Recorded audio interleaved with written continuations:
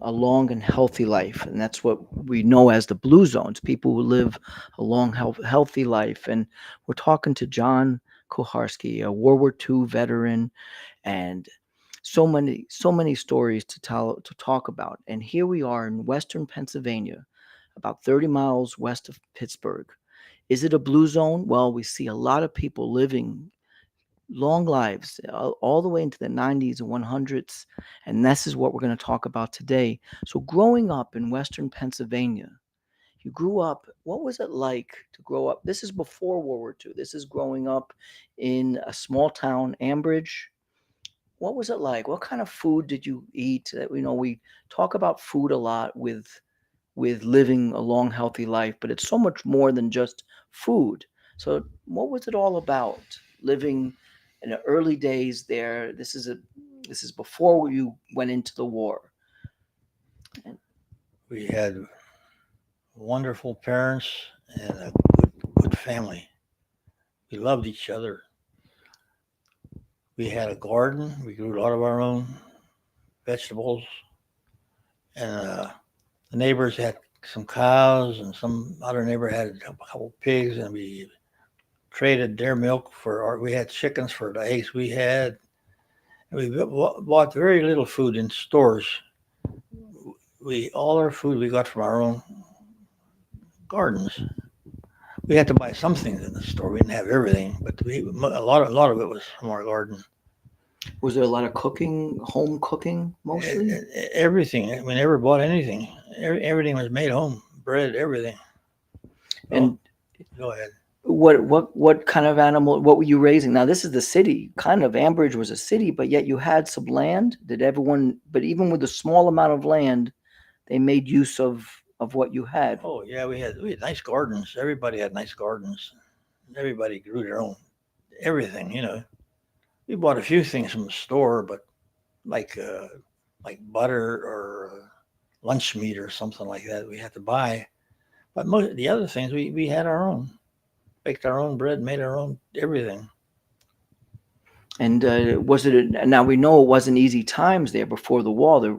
Before the war, there was economic issues, and we know living a long, healthy life has a lot to do with stress. And we know there was stress, but how did people handle that stress of I don't remember any stress. All I know is we were all happy and everybody had a job to do. We were kids running around, played all day, and we had jobs to do. The parents gave us jobs to do, and we did it, and we were all happy. That's all. I don't know anybody being having any stress or anything. We never had no stress that I could think of. So people woke up, and how did they look at the day when they woke up? What was the typical way to face the day? And we were little kids. We ate breakfast, parents, and then we went. Well, we had to go to school naturally, but when we didn't, we just went out and played for. Sometime we had to go work in the garden for 2 hours or so in the morning, and then we were free the rest of the day. We played ball, run around, swam in the creek, climbed trees, went in the woods, wrestled, and things like that. And you mentioned to me about the cellar and keeping food in the cellar. What kind of food was down there in the cellar? Oh, like we could, our potatoes. We'd have a lot of potatoes, a couple of bushel of potatoes to put in the garden. In the coal cellar, they called it. Mhm. Two parts. One part had a dirt. It was the dirt floor. The other part had a wooden floor, and everything we canned, lined the walls up with the tomato juice and what the heck else? My mother, she'd put up ginger ale sometime for the kids, for us, our own ginger ale. Then we made our own sauerkraut. A lot of sauerkraut we made. And you Uh, mentioned about the delivery of was it cream or milk or what was being delivered every morning? Cow's milk. The neighbors had a cow, and we get the milk off of them, and we give them some eggs. And well, in the wintertime, a long time ago, you all probably know that you got real milk and leave it on the porch during a cold night. In the morning, you'll see the bottle cap is sticking up about 5, 6 inches. It's all cream froze. It pops straight up. Hmm. Did the kids lick the cream off the top, and the parents were upset that they No, no, no, took no, the no, cream no. off the top? We took it in the house, and I don't know. Parents took care of it. No one was taking the cream Oh off the no, no, we didn't. top. Mix Okay. it up, I guess. Mix it with everything, So now, as time went on, you were 17 years old when you enrolled Yeah. in war. And did you know where you were going to be stationed?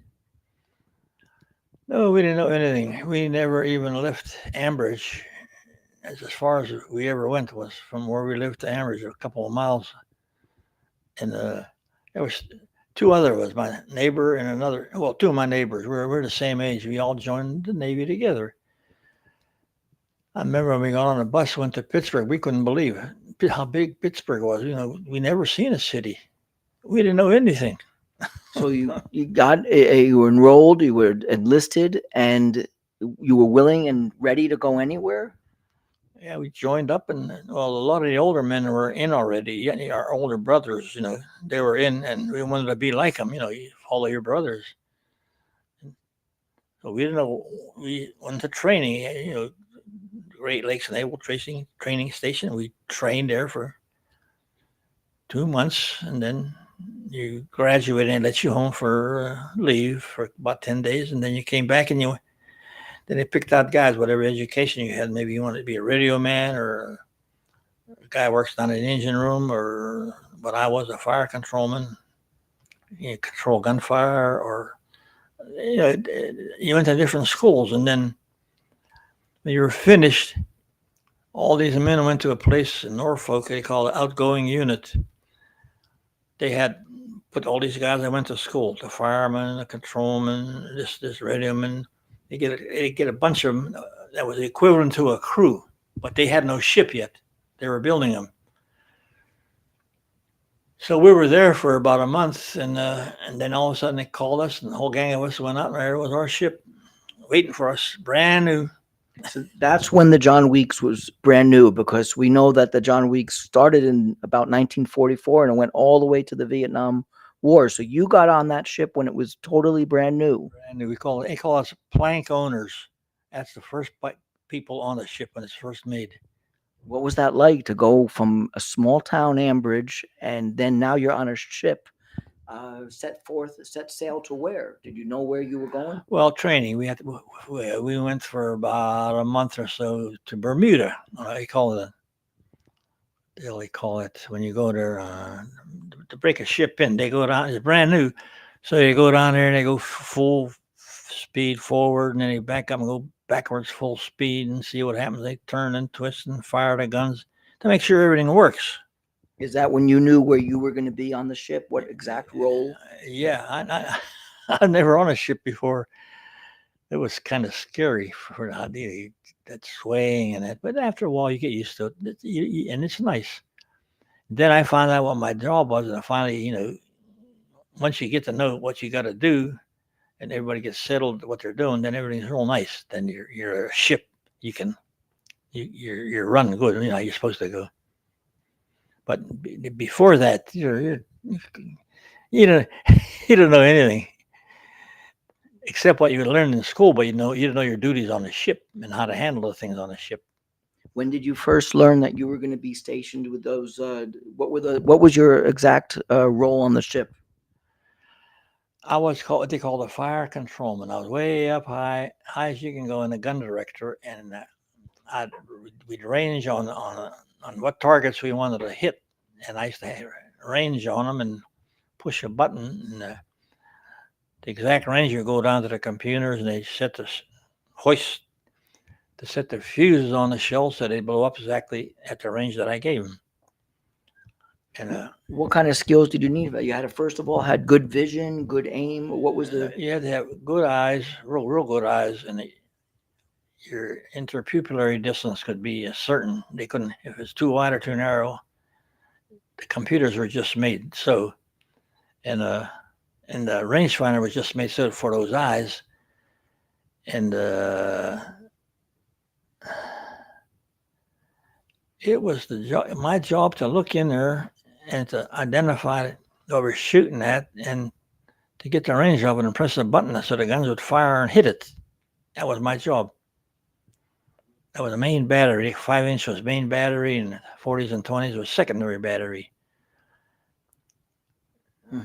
So how long was that training, and then before you really saw action? Oh, I went to Lauderdale school for about maybe 2 or 3 months, and then from there we went to the Atlantic Ocean for submarines with a bunch of other ships. Submarines were sinking a lot of ships, so they sent us out there, to stop, to sink submarines. Well, we never got any, but we scared the hell out of one. But they sunk many, many, many, many submarines. But then after about 6 months of that, we got orders to go to the Pacific because they had smaller ships to take care of the submarines, and then they had planes that could fly greater ranges, and they were handling that. So that's when you went to the South Pacific, where you saw a lot of the action in the South Pacific. Once we went to Hawaii, then from there we got orders that told us where to go. We went way deeper towards Japan. They called an island called Ulithi, and there's many, many warships there. And it's a big area. And then from there, we get rearmed, resupplied, and everything. Then we were told what we were going to do. A certain operation we're going to go hit. Say we're going to hit Iwo Jima or the Philippines or where we're going to go. They tell us all about it. And so we knew everything. And then next morning, if we get a good breakfast, then we took off all the ships, many, many, many warships. And we had to a place where, like for instance, we had to the Philippines, and we helped the Marines and the Army doing a lot of. We protected them from, so the Japanese couldn't reinforce them. Any ships came in, we sunk them. Any planes come in, we shot them down. We helped them as much as we could. That was our job. Was it a big shock? Now going back to food, going from the good homemade food and the farm fresh kind of food you were having to now the canteen on the ship, was that a big shocker, or did you care about what you were really eating so much, or were you focused on the war? Did food become any focus at all? In basic training, when I first went in, I didn't even eat for 3 days because I didn't like what they had. That was good food. Then later on, you get hungry enough, you start eating, and there was nothing wrong with that. I was eating things that I never ate before, different things. But then I got used to it, and they had good food. I had no complaints about it. And how does a person deal with that stress of the war, and where you knew planes were coming down and having these kind of like what they call it kamikaze or suicide missions, where they didn't even care, they were just going to land their planes right into the ship? Yeah, they crashed right on you. What was the thinking? Did that really tell the first time I ever was seen action was I forget what it was. The Philippines, I think. We were going to free the Philippines, kick the Japs off the Philippines. We're out there, and all of a sudden, we get the word Japs are coming in, and we didn't know our radar pick them up way far away, and they told us they're coming in a certain area, and I'm scared now. I said, hey, this is for real. I joined the Navy, and I never realized I'm going to get scared like this. Then way in the distance out there, the other end of where the ships were, you can hear gunfire, and you can see those black bursts in the sky. I said, holy cow, they're coming. Then I got scared, really scared. In fact, I almost froze. I got so scared. I said, I could get killed. Holy cow, what the hell did I join the Navy for? How dumb was I, Finally, they come right in my, our area, and I aimed right at them. I could see them, got right on them, and I pushed the button. The guns fired.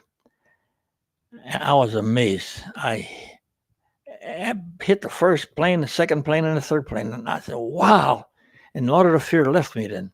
Then later on, as other days came along, then there was less and less fear. And after a while, I wasn't afraid at all. In fact, I enjoyed it. That's hard to say that you enjoyed it, but we were so doggone good. I enjoyed it. In fact, towards the end of the war, it was so slack, and I kind of missed it. Some guys were nervous, some guys weren't, but it didn't bother me at all. Did you start thinking about missing home at any point? When did you begin to start thinking? You had family, you had a mother, father, brothers, and sisters. Well, right towards the end, when the last big Okinawa, we lost in Okinawa, we invaded it Easter morning, sunrise services. It lasted 84 days, and we lost more men and ships there than we did since the Navy existed to that time. That was a really rough, bad place there. And it was Easter morning. We're going to invade it. And I was up in the gun director. It was a beautiful day. Sun was coming up. And then it hit me. I was thinking, my dad used to wake me up to go to sunrise services on Easter morning. He used to call me, and I pretend I didn't hear him. After about the third time, his voice was a little different. I knew I had to get up. And then I got real like homesick. I wished I could just see my parents and my family again for a few seconds. It really hit me. And then once we start firing, I seen the Marines going in, then it didn't bother me at all. Right then, I really missed it right there at one time. But otherwise, I wasn't nervous about it or anything. How'd you keep your sanity? You had mentioned to me before that there was someone who jumped over the ship. He missed his wife so much. Yeah, there's one guy. He was out there about a year. He just jumped off the ship. He says he was married. And he was young. We were all young, and he was. The other guys told me before it's happened that he said that he's a little, he's down and out, but no one thought too much about it. And one day he just jumped overboard. He just jumped off. We've seen him, and the ship stopped and turned around trying to get him, but he was gone. And then after that, they took about two more guys off. They were acting a little funny, Then they took them off, and then after that, it was okay. How did that make you feel? Did that? I felt real bad for the guy. He's a nice young guy. For him to something like that to happen to him, they should let him go home. Gee whiz. But I guess they didn't notice that. What about the letters you were getting? You got a letter about how often? Oh, I didn't get much letters. I get maybe my sister would write me a letter. Maybe I'd get 2 months, 2.5 months. I'd get a letter and I'd write one back. That's all. She let me know how things are at home, and I felt good about it. And your sister told you about your brothers. She kept you informed about everything. Yeah, well, she knew what I wanted. I didn't even have to ask her. But she'd tell me how things are going at home and how everything is fine and not to worry about anything. How much did you look forward to those letters? I never thought of them until the mailman, some guy started getting them. Then I said, "Oh, I might get a letter." Sometimes I wouldn't get it, but it really didn't bother me that much. I missed it, but I wasn't down and out about it or anything like that. I wasn't worried about anything. I was happy. Honest. And that might be one of the secrets to longevity is getting so stressed about things. So far, I hear a theme about you not looking at life positively and not feeling stressed. And by the way, everyone, this is a picture of the ship that John Kuharsky was on there for all these years. You see it's a destroyer, and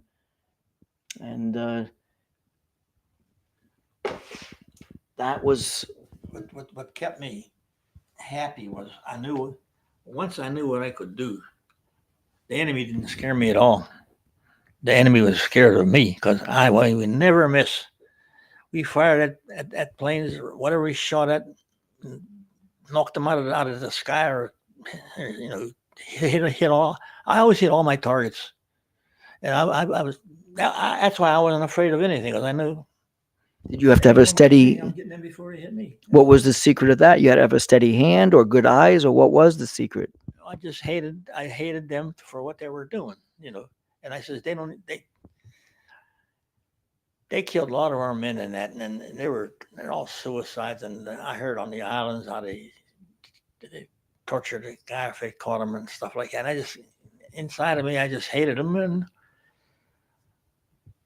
I love that. I couldn't wait till we got into action. Hmm. If we didn't see any action for 2 or 3 days, it was terrible. And that's how I was holding up these awards here. It looks like these are four medals, and there's a lot of stars. You can't see this so clearly, but there's stars on these medals. That shows how many you shot down. No, that was for the battles, major battles you were in. So those are major battles. Yeah, but that's what those are for. But we shot. I don't know. Everybody took turns. They got a bunch of planes was shot down, so some of the bigger ships would take them because they're bigger. They should get more. So they kind of divvied up. Mm-hmm. If we shot down 10, well, we might get 3. The cruisers would take some. Everybody helped each other. Mm-hmm. Same thing. If we didn't get any, we'd give us one or two, but.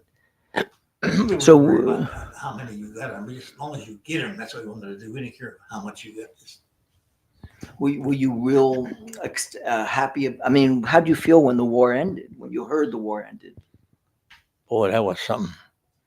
The war ended in Europe, and in the Pacific, it didn't. It was a war in the Pacific for 6 more months. We're fighting. Mm-hmm. And we can hear on the radio, people at home coming home, shoulders getting, all kind of happy and everything else. And we were over there for, it lasted for another 6 months. And then one morning, just getting up, skipper haulers, they give us over the loudspeaker, attention all hands, and that the war is now over. We couldn't believe it. Guys come out, walking on the deck, nobody talked. We just look at each other, and nobody uttered a sound. And you can see guys, some a little watery, they're so like a little bit watery eyes and that. Me too. I just couldn't believe it. And after about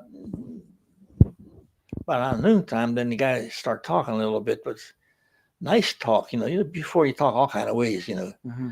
This was all really nice talk to each other. It just, the war was over. It's a feeling that I don't know how you could ever feel it unless if you go through it. You never felt such peace. Mm-hmm. Put it that way. And what was it like coming home? Oh, that was nice because a lot of our duties, we didn't have all that watches. We didn't have to worry about, getting your. We were on our general quarter stations, but there's nothing to do. Just sit around because we're not fighting anybody. You just take care of your equipment, and talk, and guys would sing at a guitar. They'd sing. A bunch of guys back here, hillbillies, and we'd walk around. We just talking, going all the way home. It was so nice. It was boring.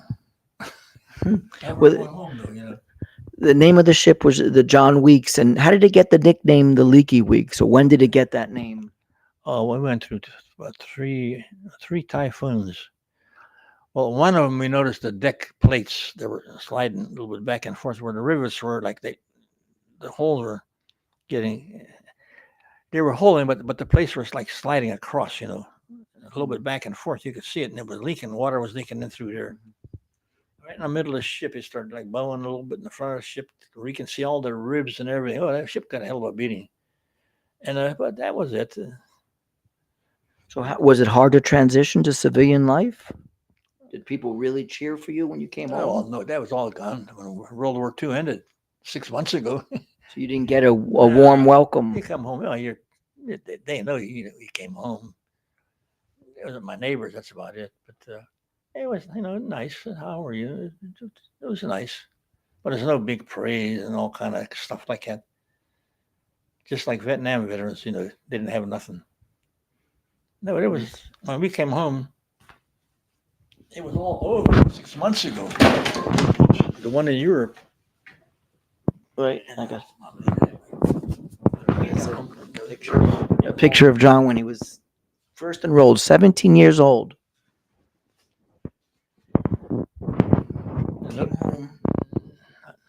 17 years old, man, and nobody was smarter than me. Us, me, and 2 other guys. And now coming home afterwards, going back into food and how you began to take care of yourself. My mother knew what I liked. She made it, and I couldn't eat too much of it because my stomach shrunk so much from not eating a lot of food. We didn't eat too much. It took me about a year to get back to normal eating because I ate a little bit too much. My stomach would hurt, like, and everything was so boring. I'm looking around. I don't know what I'm going crazy. I don't know what the hell to do. I almost joined up again. I went to the bus station. I said, I'm signing up again. I'm waiting for the bus, and then was that one day the bus was late. Every 20 minutes they came around. I'm waiting, and right across the street there's two beer joints in Ambridge on First Street. And this one, the door opens, and the guy hollers out, "Hey, John!" I look, and it's a friend of mine. I said, "Wait, what you? Come on!" I said, "No, I'm catching the bus. I'm re-upping. I can do it tomorrow. Come on." I went in there, and all my friends were in there. That's where they're all hanging out. They're all drinking beer because the war was over. It was happy. They having a lot of fun. Then they started getting married after they left, and everybody started getting married. But I went in there, and I didn't even care for a beer. I drank it with them, drank some, and I didn't care for it all. Then later on, the next day, I didn't sign up yet. I said, "Well, tomorrow." The next day, I got a little drunker. Finally, I started liking the beer, and I never did sign up, and that was it. Well, eventually you After that, then I worked in all over. I worked in the mills, painted bridges, and then in the winter, I had to work. In the summer, I'd quit and go drive around. I'd want to see America, take my car and drive all around different places and see America. but eventually then you built your own house and they had a little bit of a farm yourself, right? You grew some vegetables, or what'd you do on with your own land? I try to get a little garden, but animals won't let anything grow. I, I just had a little garden for a little bit, and that was it. What were some of your favorite foods that you really made sure you ate every day? Hmm. Potatoes, I'll tell you that, that's for sure. I like potatoes. I grew some potatoes here, and I grew some cantaloupes. My wife liked cantaloupes, but the groundhogs ate them all. So I just gave up one time. Said, "I quit it." Did you That ever was it. grow the garlic? I know you're a big fan of I garlic. did for once or twice a little bit. I don't even grow garlic anymore. As soon as it starts up a little bit, animals snips it off. I said, "Heck with it. I'll buy it in the store." Is there any food that you eat every day? That really you could say is one of those kind of like all-star foods. Mostly, all my life, I like potatoes. They say potatoes are fattening. No, I'm not fat. I like potatoes. I used to, make them all kind of ways. Fry them, cook them, mash them, Right. mix it up with something else. Make a pancake out of it. But I like potatoes. Now, when did you? I know the garlic. I see there's piles of garlic, and you eat garlic every day. When did that start? Oh, your children, like on Easter or something, on your table, every corner, big holiday, you're sitting down to eat in the corner of the table. You have garlic underneath the tablecloth, a little bit of garlic on each corner, and you take a little piece and eat it. That was part of the meal. And my dad used to tell me garlic was good for you, and how and when they had that big flu, the men had the garlic and they even crushed it in their vices, the stunk up and everything. He says, but nobody got sick and people died all around them. And he told me that, so I eat that a little bit, and then I found out that me and my friend joined the Navy. Us, we were good friends. We decided to eat garlic because it stunk, and we got kicked out of school. We liked that. So then the principal came down, told my dad, he told me that that the kids can't. He can't stay in school with the kids because they can't. Too much garlic smell. Bob told me, so I wouldn't eat it anymore, except like on a Friday. Lay off with Saturday and Sunday because it takes a while to wear off. And then later on, I hardly ate it at all. Then I come out of the Navy, then I start again. Then after that, it's part of it. I have to have it a little piece every day, little each chunk, or something every second day or something. And it's good. I just don't get sick. So that's definitely became a key food that you've included every day. Any other key? I know you said it's very important to take care of your feet. Now, what made you say or think that the importance of taking care of your feet. I see people a lot of times suffer when they're walking. Well, hadn't have athlete's feet or something, and I found out about that. That was after And you that's come when to the you, Navy. Then I found out, you should wash your feet and dry them real good, And after that, I always kept my feet good, and I never had any problems walking. But I see a lot of times people would have a hard time, walking. Mhm. That And was about it. what about the idea that you keep things, you sleep at a certain time every night? You got to go to sleep early and Oh, have a set schedule. when before I joined the Navy, we were kids, we didn't have no radios or nothing, telephone, nothing at the time. So it got dark around 8 o'clock, and all went to bed. But a lot of times they had games they'd play, like checkers or dominoes or puzzles put up, and that was the only entertainment we had. And we loved it, and storytelling. Oh my God, neighbors would come over sometime and have you know a lot of different stories about Europe. I used to like to listen to them. Some were scary stories, about ghosts and that. Kids.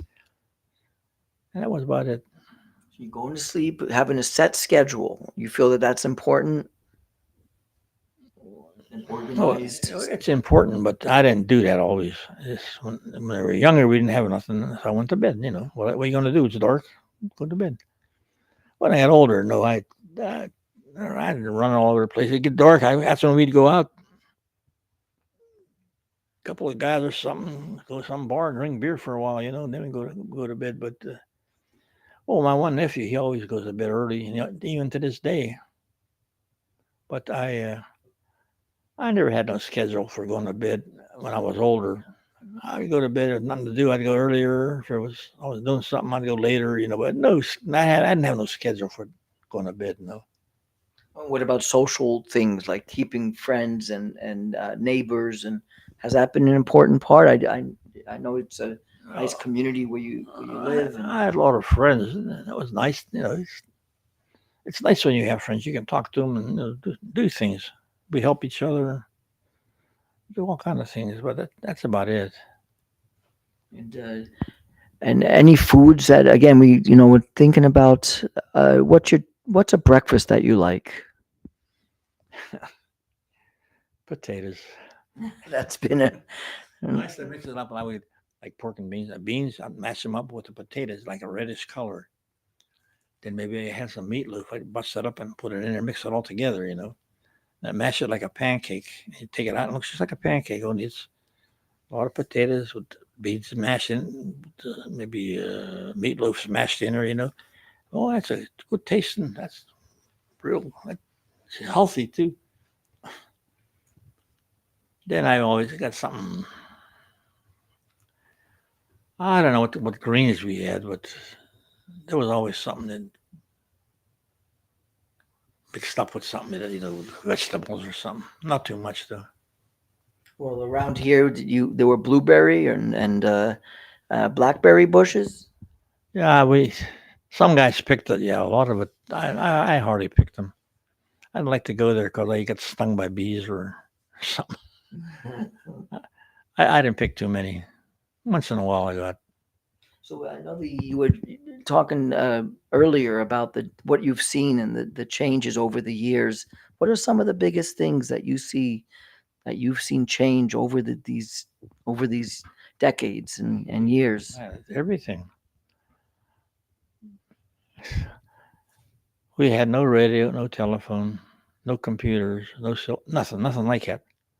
Now we have it. Now that's a hell of a change. We finally got a radio. Whoa, that was something. Telephone out of this world. Then TV came in. I remember we couldn't believe it. How could that come like some? How could they do that? Now we're older now. It was well. Wait a minute.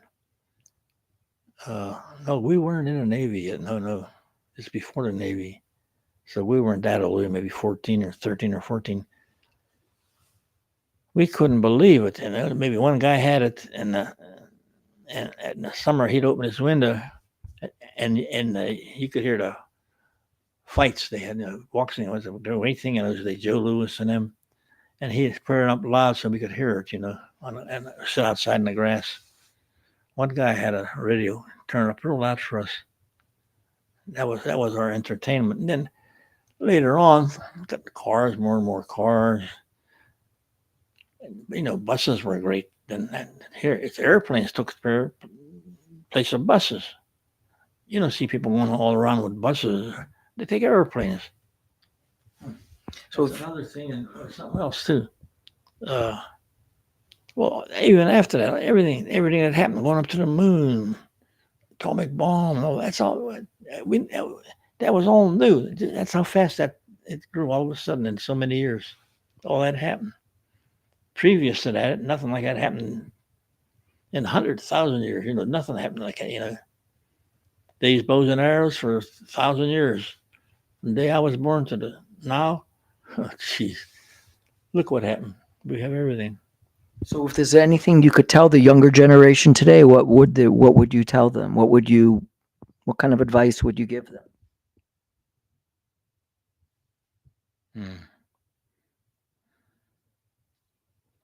Wow. Don't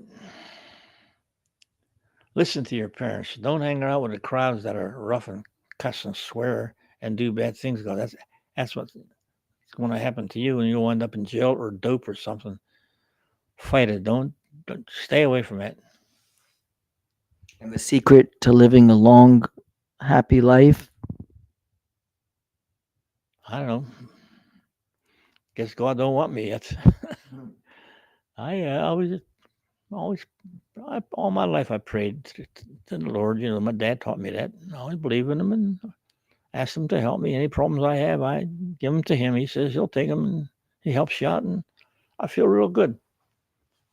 Everything's fine. I'm not sick or anything. I feel good. So you've had a strong connection with the spirituality, with God. Yes, I did. That was very important. Well, John Kuharsky, thank you very much. And because of you and we living in a free country today, you and others who fought in that World War II and helped our country remain free. And we thank you for your service and inspiring all of us to try to make it to a happy, healthy older age. And what I see is you lived an organized, structured life. You ate wholesome foods. You had a good social network.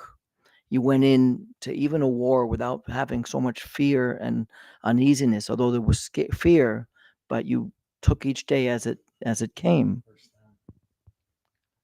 Yeah, be glad you have what you have here. Don't let anyone snow you under with America's bad. It's the greatest country in the world.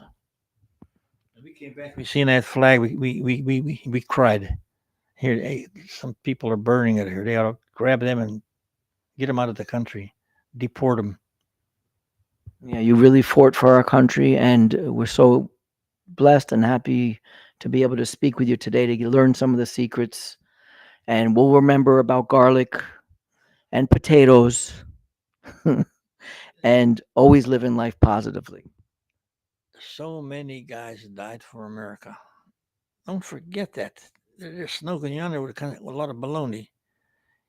If you were with them, you see that you'd never forget it. You would never ever go say anything against America or help it. America is the best country in the world. Keep it that way. Don't let no one snow you under with a lot of baloney. Okay, that's all. Well, thank you very much, and thank you for your health tips and your inspiration.